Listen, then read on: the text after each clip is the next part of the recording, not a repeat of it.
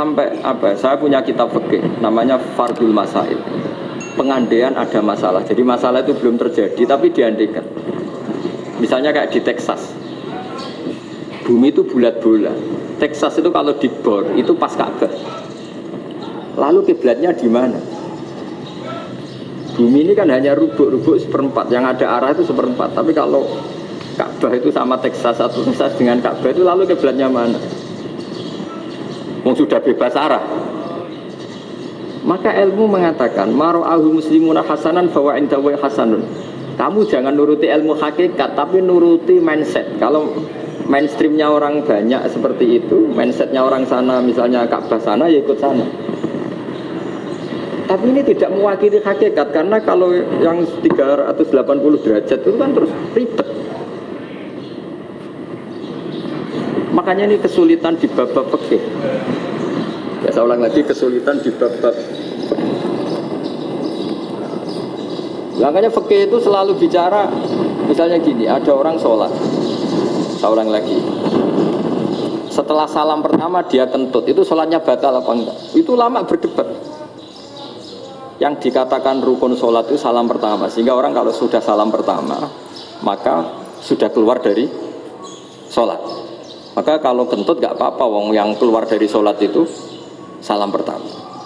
Tapi lalu pertanyaannya, kenapa Nabi salam 2 kali? Lalu yang kedua gunanya apa?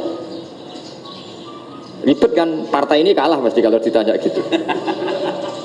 Tapi kalau ditanya dibalik, sholat itu satu ibadah yang dimulai dengan takbir, yang diakhiri dengan salam. Berarti salam pertama itu pengakhir apa nunggu salam kedua? Pertama, di semua ulama bilang salam pertama. Kalau salam pertama sudah pengakhir berarti pembatalan setelah itu nggak punya efek, nggak punya akibat. Itu kan ribet, debat fikih itu memang ribet. Fikih itu memang senam otak karena pertanyaannya mirip-mirip seperti itu. Nah, sampean milih mana? Milih salam pertama apa salam kedua? Pasti ulama milih salam pertama. Jadi anehnya fikih itu di situ. Misalnya orang mati, takbir itu berapa kali? 4 kali. Andai kan takbir 5 kali itu batal apa enggak? Satu ulama mengatakan 5 kali itu batal. Karena rukunnya sholat jenazah itu takbir 4 kali. Berhubung ini rukun, kalau nambahi ke 5, berarti menambahkan rukun. Kayak kamu sholat, rukuk 2 kali kan batal. Sujud 3 kali, batal. Karena menambahkan apa? Rukun. Berarti kalau takbir 5 kali, batal. Tapi pertanyaannya, takbir itu adalah wiridan biasa, sehingga kalau ditambahkan nggak punya akibat batal. Jadi perdebatan ulama itu kadang ya lucu. Kayak kemarin Pak Haris pas pertama bertamu ke sini mau ngundang saya, tak ceritain. Dulu sholat jenazah itu pasti mayat di depan. Karena lazimnya sholat jenazah itu mayat di depan. Tapi mulai dulu lama sudah berpendapat, andai kan jenazahnya di belakang pun tetap sah. Fa'innal janazah laisat bi imamin. Karena jenazah itu tidak imam. Kenapa harus di depan? Oh, tidak imam kok harus di depan. Itu mulai dulu.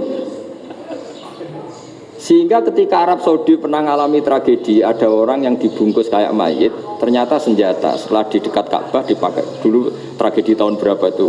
Pokoknya pernah ada tragedi itu. Semenjak itu Arab Saudi kalau ada orang mati tetap di kamar mayit, terus ada sholat jenazah. Padahal mayitnya di belakang yang jamaah. Jadi meskipun kita tidak akan bikin ajaran baru jenazah di belakang, ya tidak keren, kasihan kan. Tetap biasanya di depan ya di depan. Tapi meskipun jenazah ini di depan, kita tetap berpendapat andai kan di belakang tetap sah, tapi nggak usah dipraktekkan. Nah, pentingnya ilmu ini begini. Saya misalnya di Rembang, boleh nggak nyolati gaib jenazah yang di Surabaya? Boleh kan? Padahal yang kita solati di belakang. Jadi ilmu itu penting. Cocok tidak cocok, nama ilmu itu penting. Terus ada gini lagi pertanyaan di fikih. Memang saya sengaja akan ngaji fikih. Kalau ngaji intelektualitas orang Muhammadiyah juara lah. Tapi ini ngaji fikih. Ada orang sarongnya itu pas sampai lutut. Kalau berdiri lututnya tertutup. Tapi nanti kalau ruko agak jengking lututnya terbuka. Itu batalnya nunggu ruko apa mulai takbir sudah batal? Padahal pasti nanti batal kalau rukuk ini. Itu ada ulama yang mengatakan, ya batalnya nunggu rukuk. Bagaimanapun terjadinya pembatalan waktu rukuk. Ada ulama mengatakan yang enggak mulai awal sudah tidak sah itu karena pasti ngalami batal. Nah, pertanyaan-pertanyaan seperti itu penting karena lalu Allah menilai apa? Ya nilai niatnya. Misalnya gini, kalau contoh itu mungkin Anda tidak tertarik, tapi contoh begini. Kita mau operasi jam 10 siang. Kita tahu kalau nanti 10 siang akan divonis medis harus makan karena mau berobat. Malamnya itu kalau kamu orang soleh, bayangkan kamu orang soleh. Kalau tidak orang soleh kan tidak punya komitmen. Kamu milih niat puasa, apa enggak jam 10 mesti mokak menisan raposo. Kamu orang soleh. Kalau kamu orang soleh pasti milih puasa karena ini Ramadan. Meskipun nanti jam 10 pasti disuruh batal sama dokter. Setidaknya kita berpikir gini, nak mati jam itu paling enggak ditulis saya sebagai orang yang puasa. Jadi perasaannya orang soleh itu beda. Kalau orang kok sampean barang menisan raposo kok ya mesti. Sampean tidak pernah berpikir bahwa puasa mulai fajar sampai jam 10 itu luar biasa. Bisa saja kita mati jam 7, bisa saja mati jam 6. Kan ditulis Allah sebagai orang yang berkomitmen terhadap puasa. Terus ada kemungkinan kecil, adalah jam 10 itu dokternya sakit atau nggak jadi ke sana. Berarti kamu kan nggak jadi buka. Kan ya mungkin juga. Sama yang tadi, delalah sebelum rukuk ono wong sing nyarongi sampean. Sehingga sholatnya normal.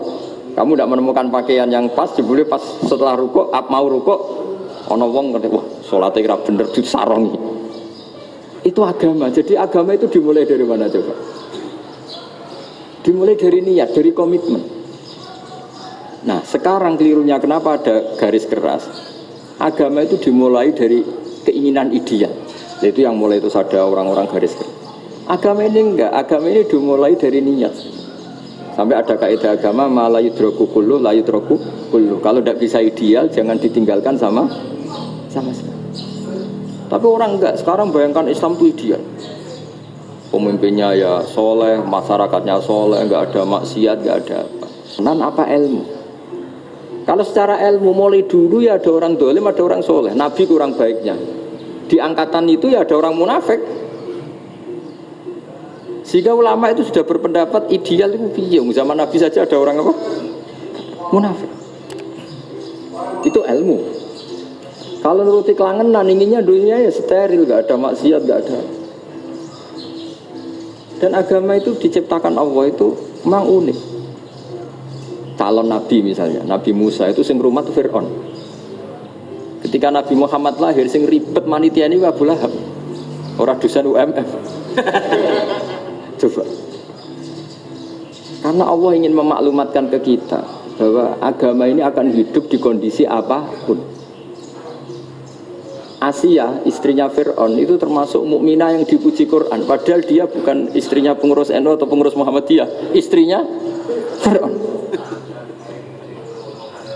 Tapi itu pelajaran bagi kita bahwa orang-orang baik itu tidak harus di lingkungan yang baik. Masjid paling makmur itu kadang di dunia mungkin ya jangan bakas Mekah Medina itu karuan. Mungkin di antara masjid yang makmur justru yang di Kanada, di Amerika mungkin. Karena merasa minoritas itu perpustakaannya ada, kajiannya ada. Tapi banyak masjid di daerah pesantren yang malah sepi. Karena kiainya tahu jamaah di masjid itu wajib. Itu ada daerah pesantren, saya ulang lagi ada daerah pesantren. Didikon pengajian, monggo nekani pengajian, maca selawat ning omah ganjaran padha wae. Ribet kan? Mau dibantah itu benar, mau dibiarin rusak patalan. Jadi saya mohon sekali ya, jadi ilmu itu diperbandingkan supaya perbedaan-perbedaan itu biasa. Dulu Imam Malik itu punya murid namanya Imam Syafi'i. Itu dalam banyak hal. Itu perbedaannya tajam sekali. Ya saya ulang lagi, dalam banyak hal itu perbedaannya tajam sekali. Misalnya begini. Ini terakhir percontohan saya fikih, nanti dikaji sendiri. Ada seorang A'rabi, Ja'a A'rabiyun. Ini di hadis sahih diulang-ulang di semua Al-Kutubus Sittah ada peristiwa ini. Ja'a A'rabiyun ila Rasulillah sallallahu alaihi wasallam faqala ya Rasulullah ahlaktu. Qala wa ma ahlakaka? Qala wa qatu imraati fi nahari Ramadan. Ya Rasulullah, saya ini orang yang rusak. Kenapa? Saya ini hubungan intim sama istri saya ketika masih siang Ramadan. Singkat cerita orang ini dihukum berat sama Nabi. Hukumannya adalah karena dia membatalkan puasa ketika dengan hubungan intim. Sama Nabi dihukum, kamu harus merdekakan budak. Wah, tidak mampu ya Rasulullah, saya tidak punya budak.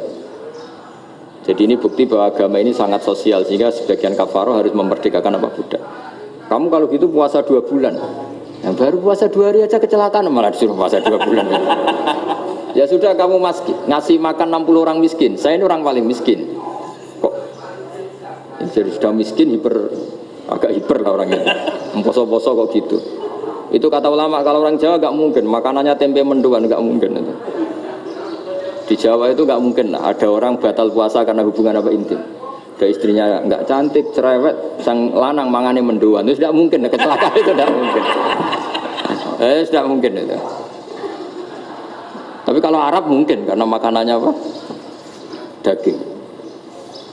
Singkat cerita, terus pertanyaannya gini, kalau batal biasa itu kan bayarnya puasa 1 hari.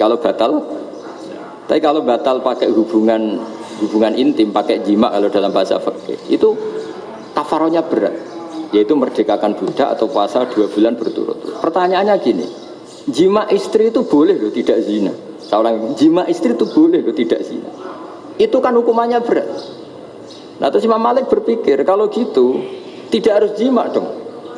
Poso-poso, ora ono udzur, ora ono apa terus nyate. Sesuk mangan bakso tanpa ada alasan syar'i. Hukumnya harus sama dong, karena jima hukumnya boleh, berarti semua iftar, semua pembatalan puasa yang tidak ada udzur syara' maka hukumnya sama, yaitu sanksinya sama. Masuk akal enggak? Masuk akal dalam mazhab Imam Malik. Dalam mazhab Syafi'i enggak. Mulai dulu jima itu beda. Kayak mertamu nih gone wong, mangan itu oleh, tapi nak nggo bojomu nggo jima niku wis nemen ngawure lah. Tetep beda. Jadi Imam Syafi'i itu pokoknya beda, jima sama makan itu beda. Lah ya terus setelah itu terus ada pertanyaan. Bagaimana kalau makan dulu baru jima? Ribet kan? Makanya itu sampai dibabkan Kitabul Khilafil Fiqhi, bab merekayasa fikih. Makanya itu perdebatannya orang Hanafi sama Imam Syafi'i juga sama. Ada orang jam segini lapar sekali, kalau langsung makan kan kena sanksi. Ya pergi aja dulu, pura-pura ngaji ke Gus Bah gitu. Nanti kan jadi musafir kan. Wah itu sudah boleh itu kan. Padahal enggak. Memang dia pergi itu karena supaya bisa makan. Mau enggak kepikiran ngaji kok tahu-tahu ingin ngaji. Mumpung Ramadan nah. Nah makanya dibabkan apakah boleh merekayasa fikih. Tapi fikih bisa apa coba? Dengan status kamu musafir, ya memang boleh iftar, boleh berbuka. Nah itu terjadi terus perdebatan ulama menyangkut fikih. Karena memang masalah furu'iyah. Sehingga termasuk perdebatan kita dalam perilaku. Misalnya ada orang NU kalau habis salam itu menghadap ke kiblat karena arah terbaik itu kiblat. Tapi sebagian orang Muhammadiyah atau mungkin semuanya menghadap ke makmum. Itu memang teks hadisnya itu kita yang meneliti hadis itu semua syarah itu berdebat. Nabi memuji kiblat itu arah terbaik, oke. Tapi di bab itu Nabi itu aqbala alaina, menghadap ke kita. Lalu pertanyaannya, kenapa menghadap ke kita? Ada mengatakan karena Nabi memang punya tradisi kadang menghentikan. Ya tentu dulu istilahnya tidak kultum, nggak ada istilah itu dulu. 7 menit itu nggak ada. Tapi ada ulama yang analisis begini, termasuk kitab Fathul Bari. Nabi itu tokoh sentral, taruh lagi Nabi itu tokoh sentral. Ini kata kitab Fathul Bari, bukan kata saya. Nah orang-orang yang imamu kaumi, orang-orang yang jadi imam di daerah masing-masing, tetap kalau sholat itu ikut Nabi. Ikut Nabi setelah salam langsung pulang. Jadi sebetulnya salam langsung pulang itu ya ada sejarahnya karena dia mau jadi imam di daerahnya. Nah, tidak kebayang kalau Nabi itu madhep kiblat. Kalau Nabi madhep kiblat, orang yang masbuk yang barusan datang pasti langsung usolli misalnya fardhu isya'i misalnya. Terus makmum Nabi, padahal Nabi sholatnya sudah selesai. Jadi intinya gini kata Fathul Bari, imam setelah salam itu harus bikin gerakan atau omongan atau apa saja yang menunjukkan kalau sholatnya selesai. Di antara gerakan itu adalah beliau harus menghadap ke hadirin. atau menghadap ke utara atau apa saja, yang penting menunjukkan kalau sholat ini sudah selesai. Itu fikih. Jadi fikih itu cara menganalisis itu memang unik. Karena kalau Nabi tetap seperti itu, posisi pancet seperti itu, maka orang yang baru datang mengira Nabi masih sholat. Nah, pertanyaannya kalau mereka sudah takbir, malah sholatnya tidak sah. Kenapa tidak sah? Menggantungkan sholat atau mengikatkan sholatnya dengan orang yang sudah tidak sholat. Jadi menjadikan orang yang nggak sholat sebagai imamnya, kan nggak boleh. Maka Nabi harus memaklumatkan dengan gerakan itu bahwa beliau sudah tidak sholat. Karena orang datang dari berbagai daerah.